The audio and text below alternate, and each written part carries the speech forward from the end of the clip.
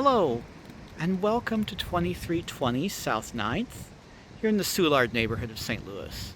This house was built in 1884, and that makes it one of the older homes in St. Louis. Really, I would say 1890 is a dividing line.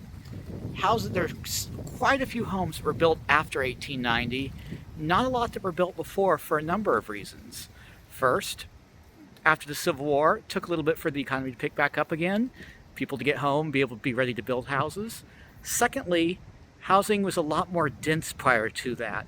So in the 1890s, we still didn't have cars, things like that, the sprawl that came with that. So houses were built on top of each other with old ones torn down. You can see this one is older than the homes on either side, which are slightly newer style, the Second Empire style, which was common throughout St. Louis.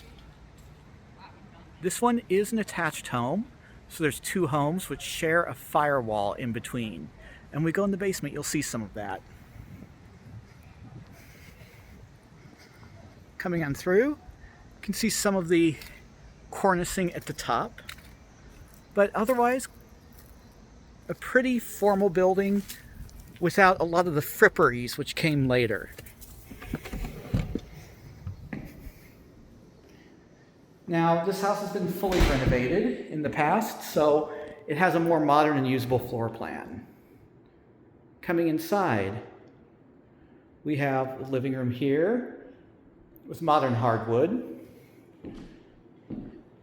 Exposed brick showing the chimney outlet with a chimney plate. That would have had a wood stove or coal stove originally. Moving to the rear,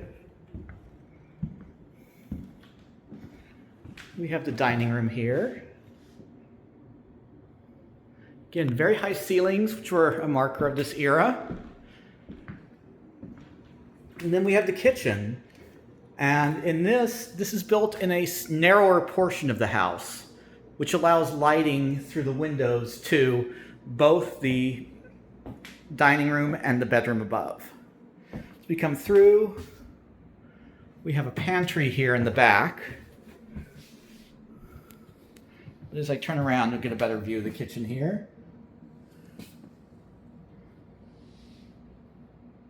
Range of cabinets on both sides. And then we have a back door.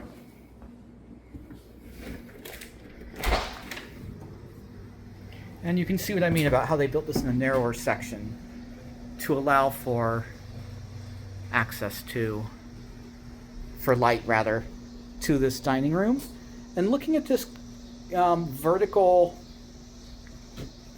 we have two vertical grout mortar lines on either side of this window, which indicates that it may well have originally been another door which was there rather than a window.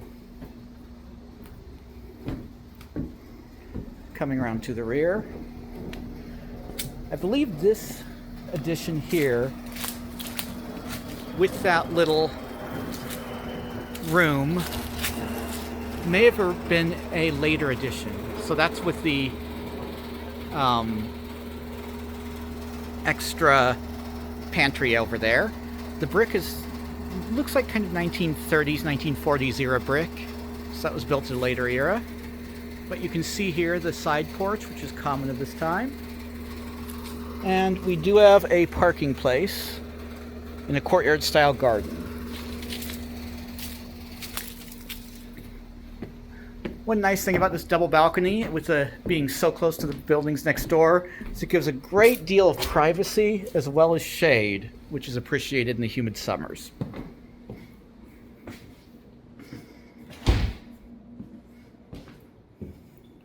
Now there is, I believe, a half bath or something in this here. I'm not sure. It's locked from the inside. I'm guessing a previous showing a child must have clicked the button. As we go upstairs, see a nice little balcony overlook into the living room.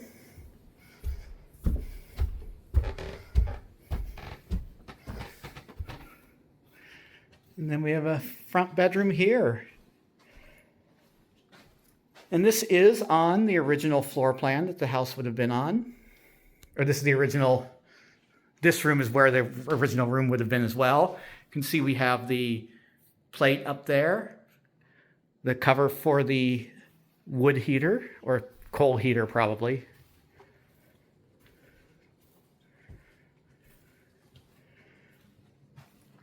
Then a bathroom here.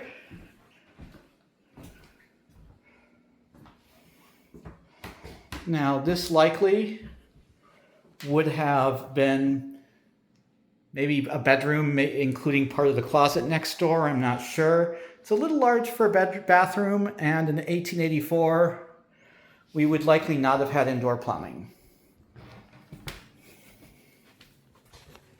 At least not on the second floor. And then we come around to here, to this rear bedroom.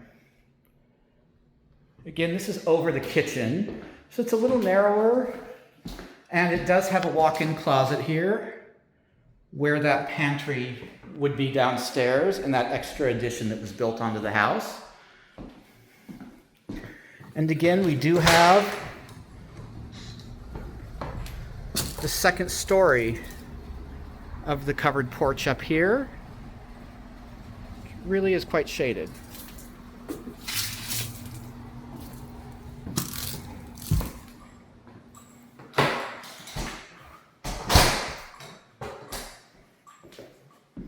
And then we have a third floor, which you may have guessed from the dormer on the front of the house. This has been made into one very large room. And although those dormers do look quite small, it does give a much greater degree of headroom than one would think.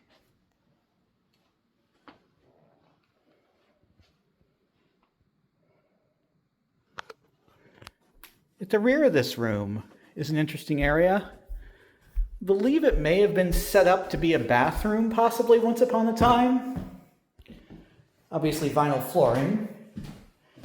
But I see what looks like toilet mounting that's not been opened up, and I don't see any plumbing. But I'm guessing that it was probably designed so a bathroom could be extended up there one day.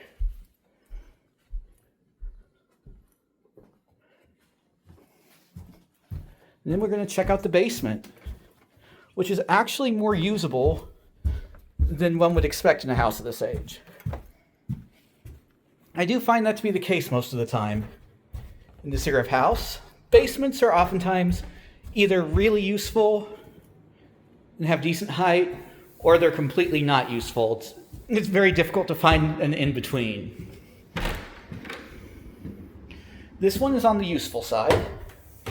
It has newer steps, which look like they were put in during the remodel. Hence the fact we can go down without trouble. But the basement's also been fully tuck pointed between the stones, which is something that we don't see every day. And this wall here is the spine wall which separates it from the house next door. So again, although they share a wall in the middle, it's a thick masonry wall, so there are independent structures. Have electrical at the back.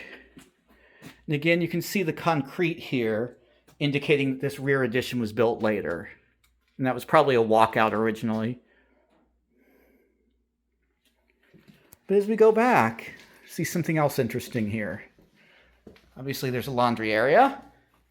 That's not what I was thinking about that was interesting. But this extra area here, which has been finished.